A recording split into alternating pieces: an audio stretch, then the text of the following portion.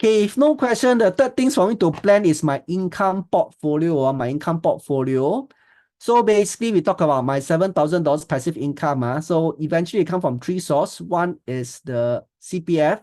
Okay, I'm talking about 2%. So I'm actually expecting CPF about 3,500. Annuities come about 1,000. Then of course my dividend portfolio. Okay.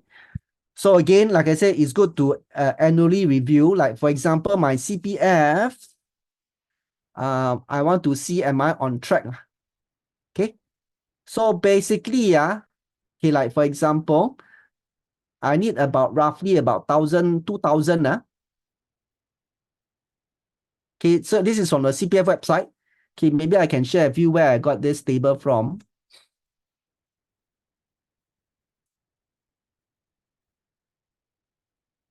Okay, so by the way, this is recorded. So you all can after that trace back. If you need help in coming to this website page at CPF, retirement income, okay, CPF Live.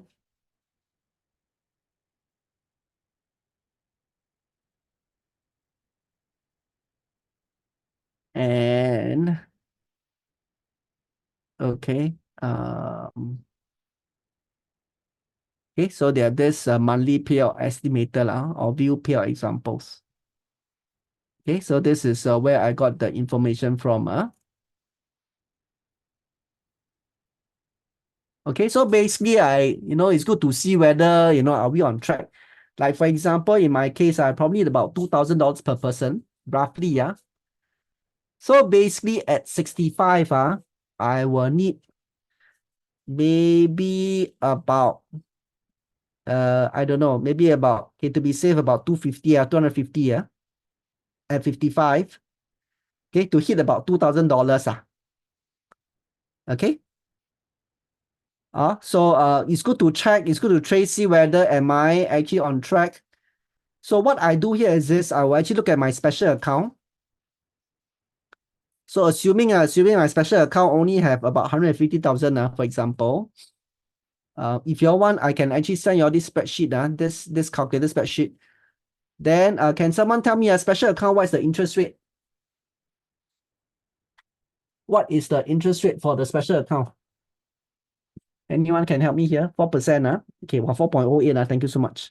Okay, so precise. Thank you. Then I'm 49 this year. Let's say 6 more years later. Okay, I'm actually looking for 6 more years. 6, and I can calculate FV. Okay, so rate is 4.08. Number of periods 6. PV is this one.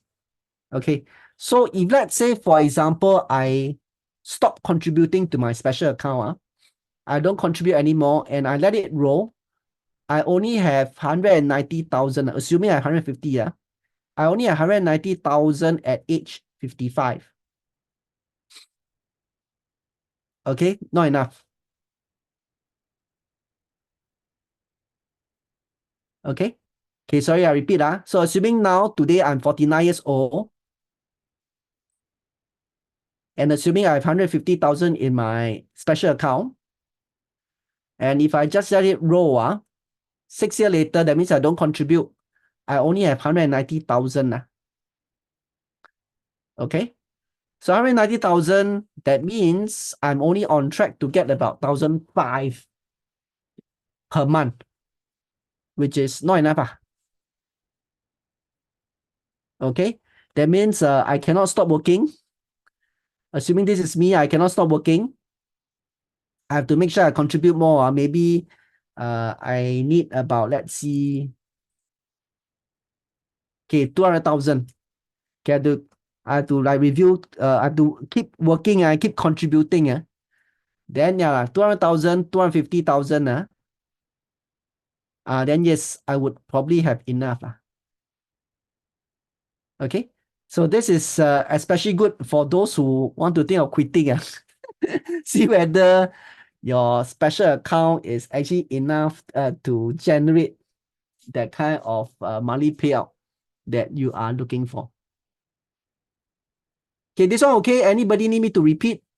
So I'm actually talking about reviewing my CPF. Am I on track to get my 3,005? So again, I actually need 3,005 when I'm, from my CPF when I retire. So for me to have 3,005, okay, I need to see whether I'm on track. So for me at 3,005, I probably need about 250,000 at age 55 in my special account. Okay. So basically, if I only 150, that means no, not enough to keep working. Also, this is one review you can actually do for your CPF. Annuities. Okay, that day I actually chanced upon someone actually give me a question on annuity. So maybe I just go through very quickly on what annuity is. So number one, annuity work quite similar to CPF. Okay, work quite similar to CPF. So what you do here is this now, like for example, from now, okay, you actually pay amount to the insurance company. By the way, annuity is an insurance product. Okay, it's an insurance product. So what you do is now you actually every month, every year pay to the insurance. Then there's a period of holding period whereby nothing happens. You don't pay, you don't receive. Then after that, there's a payout period. Then you actually get on a monthly basis. Okay, so for me, I am actually looking at $1,000 from annuities. Okay, so this is, if you're interested, this is what you can do. You can actually speak to an insurance agent. So this is an insurance product. The returns are not spectacular, about 2 to 4%. Okay, about 2 to 4%. Okay, but it's good. It's more like it actually force you to save, number one. Then is more, as long as the company don't bankrupt, you actually get it. It's more guaranteed than stocks. Okay, it's more guaranteed than dividends. Okay, so this is on the basis that the company don't bankrupt.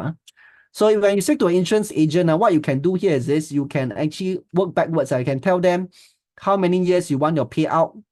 Okay, how many years can you have the holding period? The longer, the better. Okay, the longer, the better. And how many years you want to pay? Okay, like for example, my annuity, I start when I was 40 years old. So from 40 to 50, I pay like $3,000 every year. Okay, so 50 to 60, nothing happens. And 60 to 80, I get 3,005 back every year. So this is my annuity. You can actually work out with your insurance agent, see how it works. You can also do that. So personally, I prefer to diversify a little. So there's a question from Pochu. Why don't I just top up CPF to get higher payout after 65 instead of paying for another annuity? So personally, I do like to diversify a bit. Annuities, there is a little bit of insurance coverage. Then CPF, just CPF. And of course, CPF is also subjected to policy risk. You don't know what happened. Of course, I mean, I trust the government and things like that, but you never know. Maybe one day he can say that, oh, only 70 years old, then you can get your payout or whatever. I don't know. So personally, I think it's good to diversify a bit. But I think, yeah, if you actually want to choose more CPF, also makes sense. There is no one perfect answer. So to each his own. Okay, but thanks for the question. Okay, so this is what you can do. So again, speak to an insurance agent. Like I said, the important thing is you have to discuss how long you want to pay. The holding period, right? The longer the holding period, the higher the returns. So holding period is just a period between the payment period and payout period. So like in my case, it's 10 years. So basically with that, I can get a higher return. If your holding period is shorter, that means you pay for, let's say you pay for 10 years, then wait for 5 years, then you want to pay out, then of course your return is lesser. So this is something you can actually design with your insurance agent. So once again, if let's say you don't have an agent, your agent don't know what to do, you want to speak to my agent, okay, I'm happy to link you up with Janelle. Okay. Then of course, the other question is how do you determine the amount? So personally, if you all can recall this chart, I actually split my retirement expense into two parts.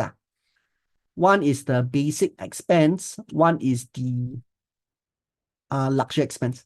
Oh, by the way, answer to Pochu, and of course, CPF, there's a cap. There is a cap, there's a maximum. Okay.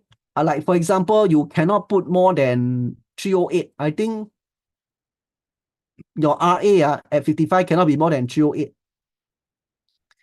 It's not like, oh, you actually double this amount, then you can get double the payout. No, CPF not so good. There's a cap.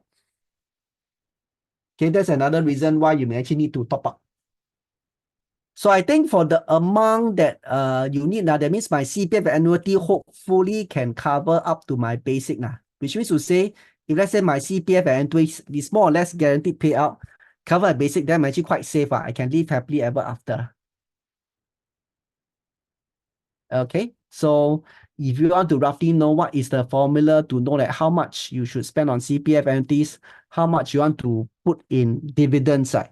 Yeah, I think CPF and annuity should at least, as much as possible, use CPF and annuities to cover the basic, because it's more dividend is less guaranteed. Okay, then your dividend is more for luxury. If you got more dividends, you go to Europe for holidays. If you got less dividends, then you go to Malaysia. Malaysia also quite nice. Okay, by the way, now I keep visiting JB. Quite nice. Okay, there's some questions. Could you explain on the CPF RA account? I thought once after 55, the SA will be converted to RA. Okay, so basically after 55, it's not that SA will be converted. Your SA and OA is actually still there. It's just that you have one more account called RA. Okay. Then your SA and OA will be emptied into RA up to this amount. If you are 55 this year. And this amount, okay, will be actually be used to give you the payout. So eventually, once the money locked into RA, you cannot get it already. But then you actually get a payout from 65 onwards. So if let's say, for example, you have lesser than 308, your OASA lesser than 308, then of course, whatever amount is actually part in RA, then you get less than the amount.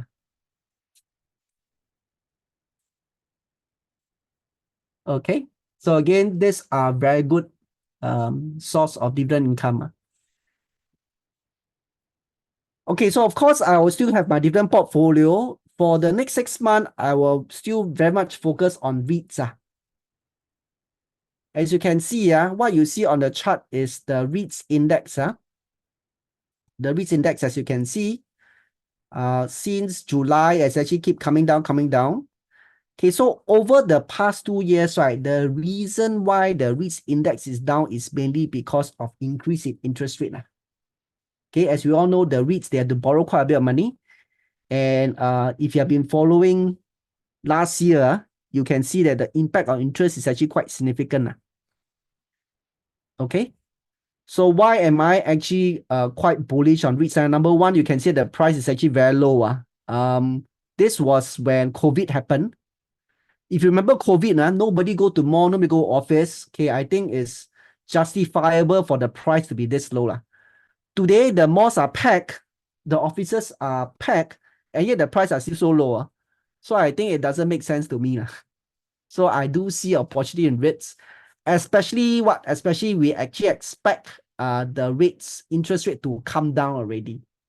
Okay, as mentioned just now, the index came down because of increase in interest rate. So obviously, when the interest rate come down, I think the price should go back up. Okay, so this is very recent. As you can see, investors are pricing in. They are expecting September to have a cut. And they also see cuts in November and December likely. Okay, at least based on analysts, it seems like the interest rate cut is coming. REIT ETF better than individual. So again, this is up to you. If you talk about REIT ETF, you have to pay costs. There's a cost involved. Okay, you actually have to pay a fee to the manager.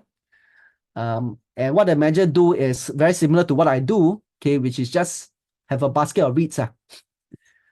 So to me, if I can do what the manager do, why do I actually have to pay the manager lah? Okay, but if let's say you are comfortable to have a professional involved, yeah, sure. I think REITs ETF makes sense. It's a good product. It's just that you have to pay extra lah for a good product.